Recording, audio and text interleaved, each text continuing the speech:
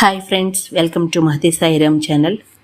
ఈరోజు నుండి శ్రీమద్ రామాయణం ప్రవాహిని వ్యాఖ్య కాశీభట్ల సత్యనారాయణ గారు రాసిన పుస్తకం బాలకాండ నుండి యుద్ధకాండ వరకు ఇది చెప్పడం జరుగుతోంది. ఇది మీరందరూ తప్పకుండా వినవలసిన కావ్య రచన. అంచేత నేను నాకు తోచినంతగా జాగ్రత్తగా దాన్ని చదివి మీకు వినిపించాలని అనుకుంటున్నాను.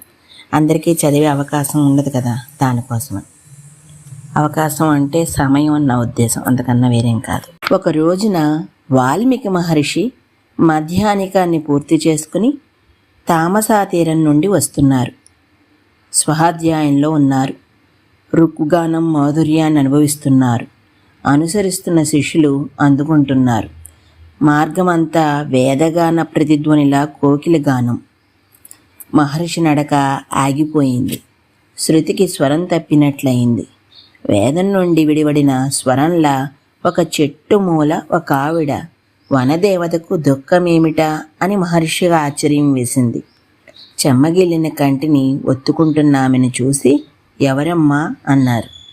ఆమె రెండు చేతులు జోడించి సీత.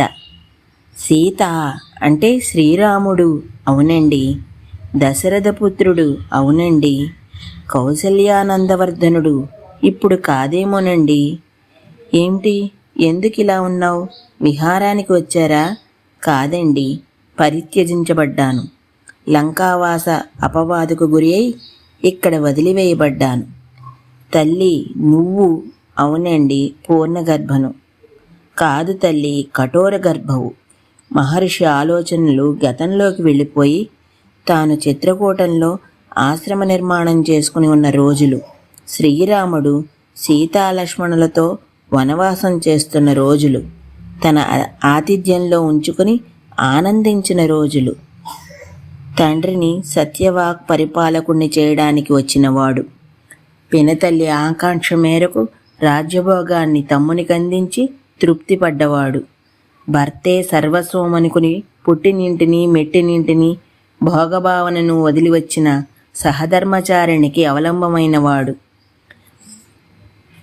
స్వసుఖం కంటే సోదర సేవ ముఖ్యమని భావించిన విజితేంద్రుడు తమ్ముడు, లక్ష్మణుణ్ణి కటాక్షించినవాడు, లోకంలో కాదు ఈ సృష్టిలోనే ఈ కలయిక అపూర్వం అనిపించినవాడు, ఆ ఆనందాన్ని ఒక మాసం అనుభవిస్తూ ఆతిథ్యాన్నిచ్చినవాడను తాను.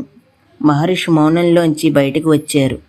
తల్లి లే, నేను నీ తండ్రి జనకునిలాంటి వాడిని. నా ఆశ్రమానికి రా, నాతో ఉండు. నువ్వు పరిత్యక్తవు కావు. నిన్ను వదిలిన రాముడు, నీవు లేని అయోధ్య. మహర్షి ముందు నడుస్తున్నారు. ఆ తల్లి అనుగమిస్తున్నది. ఆ వెనక శిష్యులు. ఈ రోజుకి ఎక్కడితో ఆపుతున్నాను, మిగతాది రేపు చెప్తాను. అంతవరకు ధన్యవాదాలు.